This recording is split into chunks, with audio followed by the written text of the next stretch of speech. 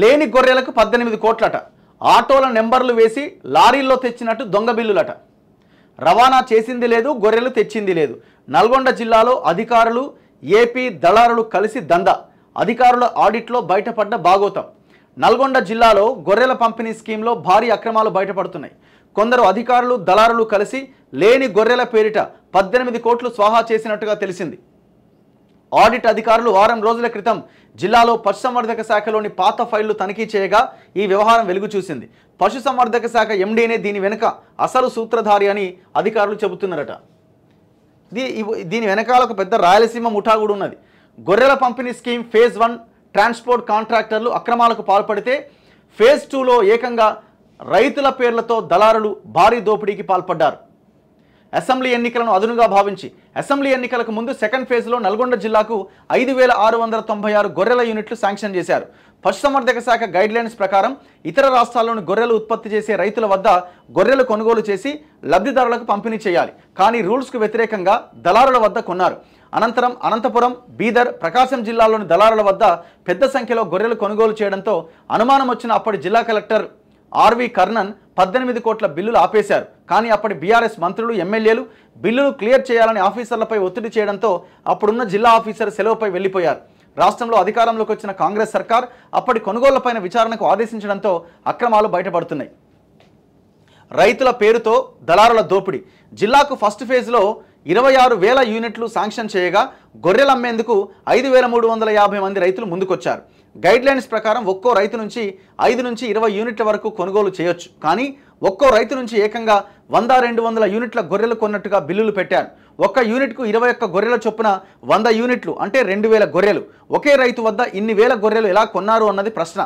ఈ అనుమానంతోనే నల్గొండ జిల్లాలో 1,350 యూనిట్లకు చెందిన సుమారు 18 కోట్ల బిల్లులు చెల్లించకుండా ఆపేసి ఎంక్వైరీకి ఆదేశించారు.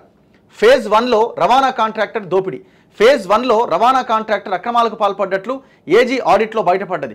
బోగస్ నెంబర్లేసి రవాణా బిల్లులు స్వాహా చేసినట్టు అధికారులు గుర్తించారు. మిర్యాలగూడ, నకరేకల్, నల్గొండ, చెర్లపల్లికి చెందిన కాంట్రాక్టర్లకు గొర్రెల రవాణా అప్పగించారు. దీంట్లో మిర్యాలగూడకు చెందిన కాంట్రాక్టర్లు నకిలీ బిల్లులు పెట్టారు. TS05UA 3006 ఆటో నెంబరు అయితే లారీ నెంబర్గా పేర్కొంటూ బోగస్ బిల్లులు పెట్టిరట. ఇంకొకరైతే AP29TB9231 ఆటోలో గొర్రెలు రవాణా చేసి ఆ నెంబర్తో లారీలో ట్రాన్స్పోర్ట్ చేసినట్టు బిల్లులు పెట్టిరట. గైడ్లైన్స్ ప్రకారంగా ఆటోల్లో గొర్రెలు రవాణా చేయడం కుదరదు. ఒక లారీలో 6 యూనిట్లు మాత్రమే రవాణా చేయాలి. కానీ 8 యూనిట్లను రవాణా చేసినట్టుగా బిల్లులు పెట్టారు. దీనిపైన తాజాగా ఇంటెలిజెన్స్ అధికారులు మిర్యాలగూడలోని కాంట్రాక్టర్ను విచారించి ఆధారాలు రికార్డ్ చేసిరట. గొర్రెలు ఇవ్వడం ఉత్తదేనా? రికార్డుల ప్రకారం గొర్రెలు కొనడం, అక్కడే ఫోటోలు దిగి జీవ సమృద్ధి వెబ్సైట్లో అప్లోడ్ చేయడం, వాటి ట్రాన్స్పోర్టేషన్కు సంబంధించిన ఎవిడెన్స్లు ఉన్నాయి. గొర్రెలు లబ్ధిదారులకు చేరగానే స్థానిక డాక్టర్లు వాటిని పరిశీలించినట్టు కూడా ఆధారాలు ఉన్నాయి. అయితే లబ్ధిదారులకు ఇచ్చిన గొర్రెలు ఏమయ్యాయి అన్నదే సమాధానం లేని ప్రశ్నగా మిగిలింది. దీంతో మొత్తం 5,696 యూనిట్లలో కేవలం 1,300 యూనిట్ల పైన అనుమానాలు ఉన్నాయి. అనుమానం వచ్చిన దానికి సంబంధించి 20 మంది రైతుల పేమెంట్స్ సుమారు 18 కోట్లు పెండింగ్లో పెట్టిరట. ఇప్పుడు ఇక్కడ గొర్రెలు రైతుల దాకా రావవి.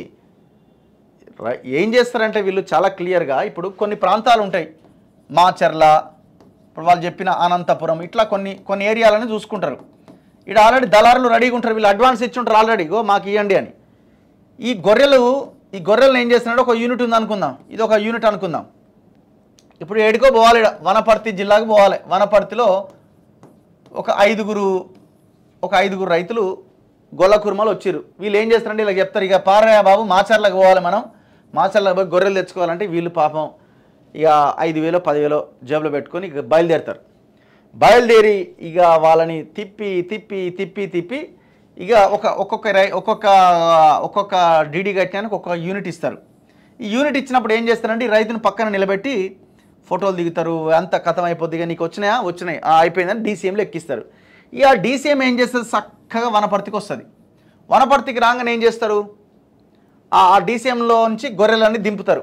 ఆ డాక్టర్ రెడీగా ఉంటాడు. డాక్టరు ఇక్కడ ఎవరెవరైతే వాటిని సర్టిఫై చేయాలో వాళ్ళందరూ వస్తారు. నీకు గొర్రెలు వచ్చినాయి టకా ఫోటో దిగుతారు వచ్చినట్టుగా.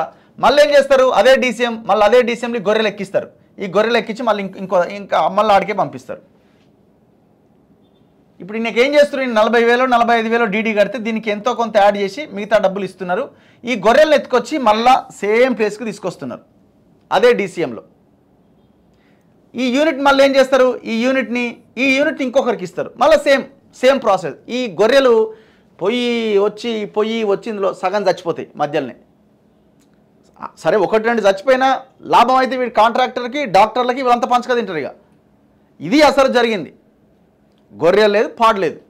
ఒక్క యూనిట్ని 10 మందికి తిప్పుతారు, అలా 10 మందిని తిప్పేసరికి అది అలా సగం చచ్చిపోయి ఉంటాయి.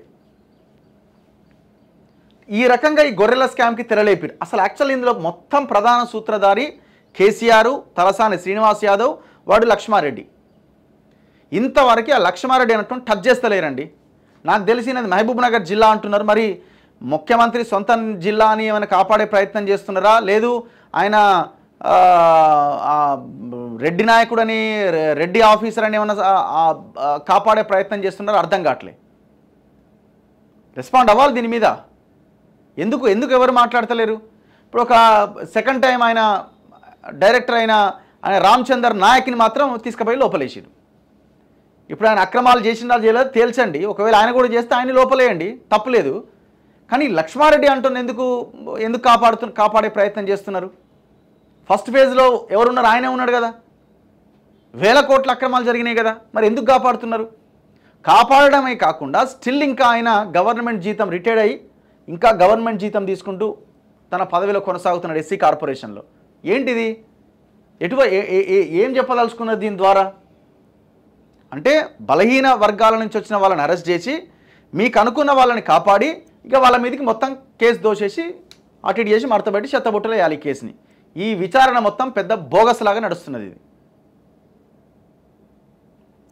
దీని వెనకాల ఒక పెద్ద రాయలసీమ ముఠా ఉన్నది. ఇదే యానిమల్ అండ్ హస్బెండరీలో ఒక్కొక్క ముఠాకు చెందిన సభ్యుడు విల్లాలు కట్టిండాడ. ఈ లెక్క తేలాలి. తేలుస్తారా? వీళ్ళు తేల్చారు.